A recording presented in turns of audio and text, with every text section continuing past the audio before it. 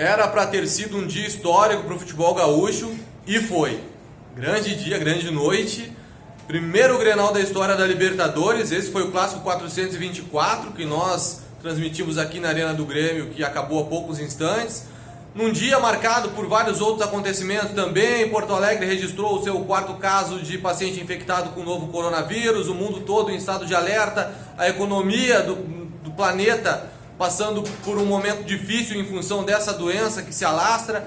E aí não era o momento mais adequado para nós termos um Grenal com 50 mil pessoas, mas enfim, foi o que aconteceu. Não deu tempo para que as autoridades tomassem outras medidas, como por exemplo fechar os portões do estádio para que não tivesse público, e tivemos aqui 2 mil torcedores colorados, mais 51 mil gremistas, um público total aí de mais de 53 mil pessoas que assistiram a esse jogo que entra para a história do futebol gaúcho, brasileiro, sul-americano, como a primeira vez em que os dois campeões do mundo aqui de Porto Alegre se enfrentaram pela maior competição, a competição mais importante do futebol sul-americano, e também entrou para a história pelo que aconteceu ao decorrer da partida. Parecia aquela batalha de La Plata que o Grêmio jogou contra o Estudiantes lá em 1983, quando teve 4 jogadores expulsos do time da Argentina e conseguiu buscar um resultado adverso, 3-0.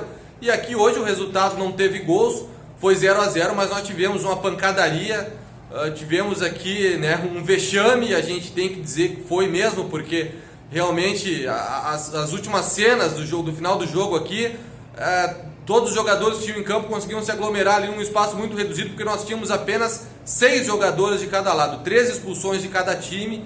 E é Grenal, é Libertadores, né? Há quem diga isso, mas nada justifica as cenas feias sim que aconteceram aqui no jogo. A gente não tem como falar muito mais a respeito disso, porque ainda não temos as imagens mais próximas para tentar entender ali quem foram os responsáveis por essa confusão generalizada.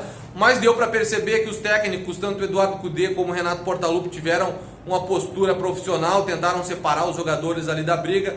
Enfim, teve bola na trave para os dois lados, o jogo foi bonito, um jogo muito aberto. O Internacional há muito tempo não conseguia equilibrar um Grenal, hoje conseguiu equilibrar, e no segundo tempo teve até uma leve superioridade em relação ao Grêmio. Um trabalho tático e coletivo muito bem feito pelos jogadores, seguindo, né, as orientações do técnico Cudê, e com isso o Internacional conseguiu vir aqui na arena e fazer um enfrentamento de igual para igual. O Grêmio sentiu algumas dificuldades, não conseguiu criar muitas oportunidades de gol, teve a posse de bola no primeiro tempo, mas não conseguiu traduzir isso em agressividade. Essa foi, resumidamente, a história do jogo, e eu quero ouvir um pouquinho aqui. Nós temos ali o seu Mário da Rádio Quintão, que está arrumando as coisas depois da transmissão, né, seu Mário? Do outro lado está o Lucas Martins ali, que é analista de desempenho de São Paulo de Rio Grande, e eu quero começar aqui perguntando para o seu Mário. Seu Mário, o que dá para dizer desse jogo? O senhor que narrou aí para o pessoal lá de Quintão, qual é a sua impressão dessa partida? Já tinha visto coisa parecida? Não, nunca. E, inclusive agora que estou completando 8 anos de transmissão, foi a primeira vez que eu assisti uma batalha campal dessa. Mas é coisas que não tem. Isso aí prejudicou o futebol gaúcho, porque o que me preocupa mais é a punição que a Conmebol vai da dupla Grenal, e deve ser uma punição até severa, que vai prejudicar as duas equipes que a gente sonhava em chegarem mais longe ainda. Muito bem lembrado, obrigado, seu Mário. Bem lembrado pelo seu Mário, né? Porque a Libertadores não acaba hoje. Grêmio e Inter, Lucas, ainda vão enfrentar adversários fortes, como é o América de Cali, Universidade do Chile, e aí saem no prejuízo. Enfim, o que dá para dizer desse jogo aí?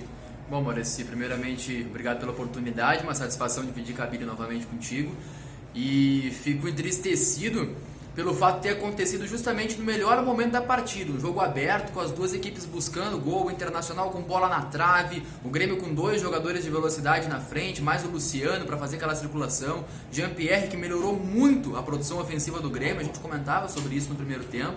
E aí acontece essa situação. As duas equipes perderam a oportunidade de conseguir 3 pontos nesse jogo devido a essas atitudes que aconteceram. A gente não pode nem falar extra-campo, né? Porque aconteceu dentro do gramado, com 3 jogadores de linha expulsos de cada lado, mais 2 jogadores do banco do Inter e 1 do Grêmio. Foi uma selvageria, como disse o seu Mário, uma batalha campal, e não deixa de ser um desrespeito também aos espectadores, tanto no estádio quanto em casa.